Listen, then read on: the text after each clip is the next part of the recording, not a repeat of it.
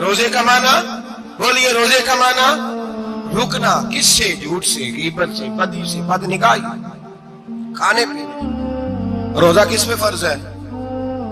امیروں پہ کہ غریبوں پہ؟ جی کہنے نے میں تو کام ہی میرا تو کام ہی محنت مزدوری والا، میں کیسے روزہ رکھوں؟ میں تو دیہڑی لگاتا ہوں تو روزہ کیسے رکھوں؟ میں نے نہیں کسی حدیث میں پڑھا کہ روزہ وہ رکھے جو دفتر میں بیٹھتا ہے۔ صحابہ کے زمانے میں تو دفتر ہوتے ہی نہیں تھے، کسی جگہ نہیں لکھا ہوا روزہ وہ رکھے گا جو اے سی میں بیٹھتا ہے، تب تو اے سی تھے ہی نہیں۔ حضرت ابوبکر صدیق رضی اللہ تعالیٰ عنہ سے لے کر جناب بلال تک سارے اپنے ہاتھ سے کام کرتے، سارے اپنے ہاتھ سے کام کرتے، سارے۔ حضرت عمر فاروق رضی اللہ تعالیٰ عنہ خلیفہ وقت ہونے کے باوجود مال غنیمت کے اونٹ چرنے جاتے تھے تو چراگاہ میں چھوڑنے بھی جاتے تھے، لینے بھی آتے تھے واپس۔ سارے لوگ اپنے ہاتھوں سے مشقت والے کام کرتے۔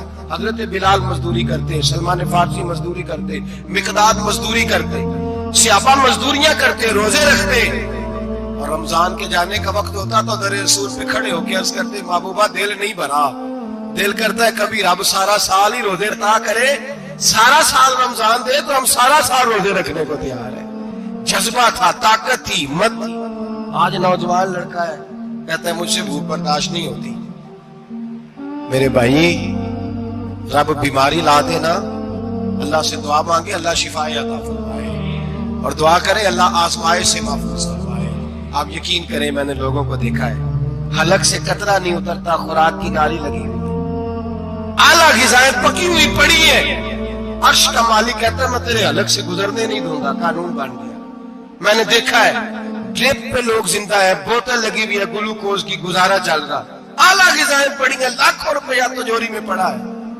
مالک کہتا ہے تو نہیں کھا سکتا، تو وہ کھانے نہیں دیتا، نہیں کھانے دیتا۔ ایک شخص یورپ کے علاقے کا، میں کسی کالم نویس کا پڑھ رہا تھا، وہ کہتا ہے میری کھربوں میں جائیداد ہے لیکن میرے معدے میں ایسی تکلیف ہے کہ میں آٹے کو چھان کر جو اوپر سے پورا نکلتا ہے صرف وہ کھا سکتا ہوں، اس کے علاوہ میں کائنات کی کوئی نعمت کھا نہیں سکتا۔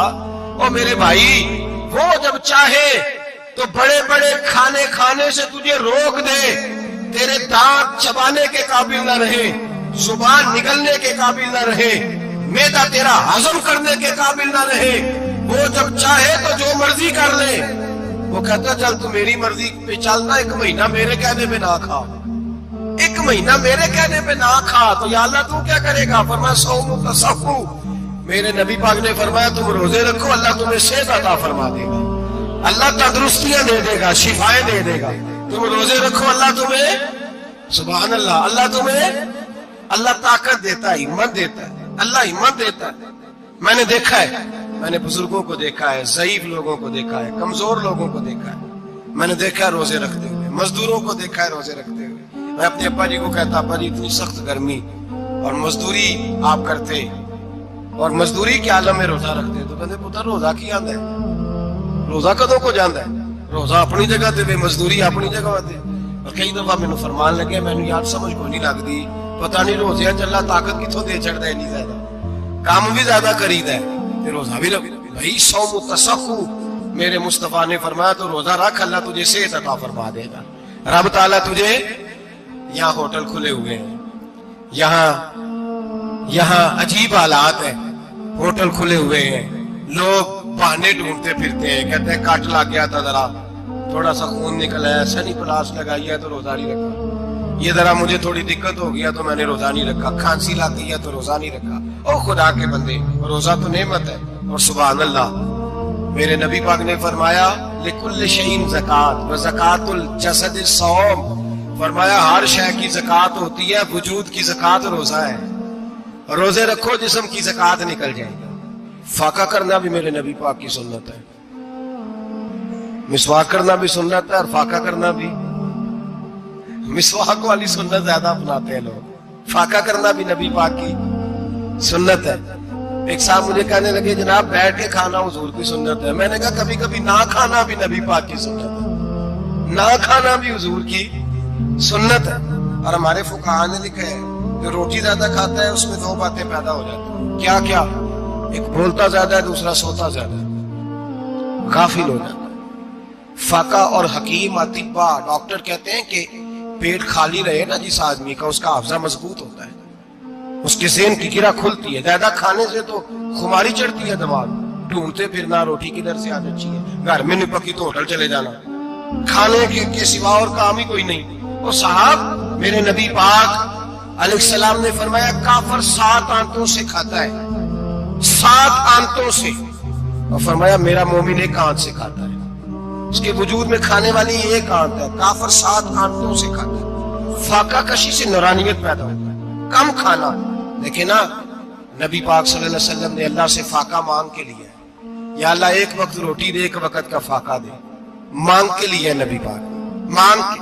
حضرت ابو ہریرہ رضی اللہ تعالیٰ عنہ فرماتے ہیں بھوک زیادہ لگتی تھی نا جب مجھے، تو میں حضرت عمر سے، ابو بکر سے، عثمان مولا علی سے کوئی مسئلہ پوچھ لیتا تھا، اور جب میں مسئلہ پوچھتا تھا تو وہ مجھے روٹی کھلا دیتے تھے.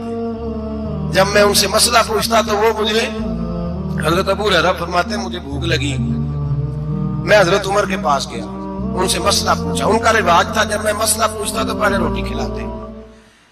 ہمارے بزرگ یہ فرماتے ہیں کہ کھانے کھلا کے دین پڑھاؤ. صرف تمہارا کتب خانہ نہیں کھلا ہونا چاہیے، تمہارا دسترخوان بھی کھلا ہونا چاہیے. کسی نے نبی پاک صلی اللہ علیہ وسلم سے پوچھا تھا بہترین مسلمان کون ہے؟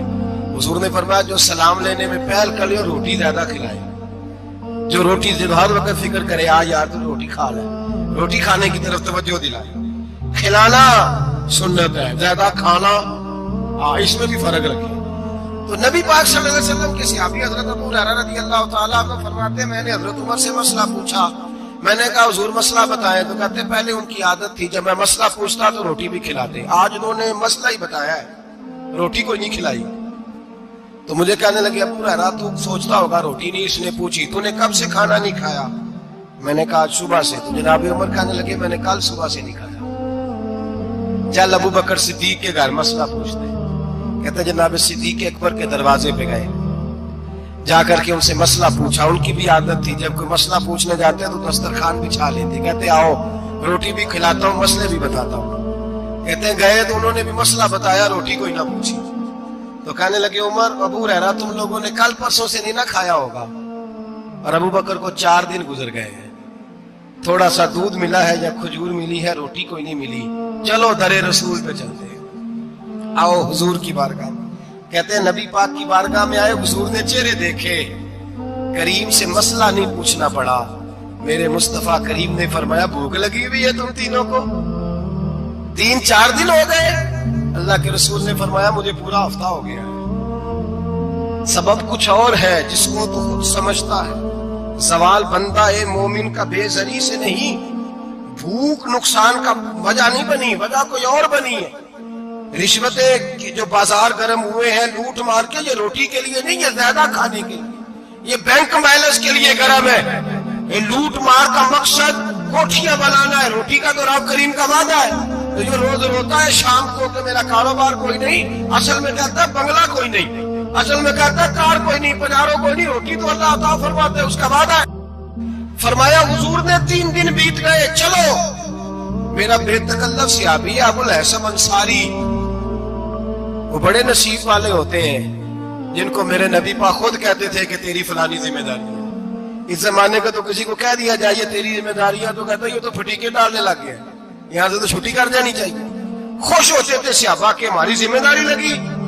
کہتے ہیں حضرت ابو الحسن انصاری کے گھر گئے، نبی پاک نے فرمایا بھوک بڑی لگی ہے کھانا لا. کہتے ہیں حضور نے اسے کہا تو اس آدمی کو تو وجد ہی ہو گیا.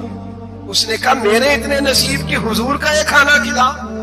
آؤ دیکھو دنیا والوں، آج جو سب سے زیادہ عزت والا ہے وہ میرا مہمان بنا ہوا ہے. فرماتے ہیں وہ دوڑے گئے، بکری اٹھائی، ذبح کی، بیوی کو کہنے لگے روٹی تیار کر. ادھر کھجوریں توڑی، انگور توڑے، کہنے لگے حضور آپ جب تک تناول کریں تب تک کھانا پک جاتا. حضرت عمر کہتے ہیں روٹی پک کے آئی، بڑا پیارا گوشت، بڑا اچھا سالن، بڑا خوبصورت خلوص والا کھانا.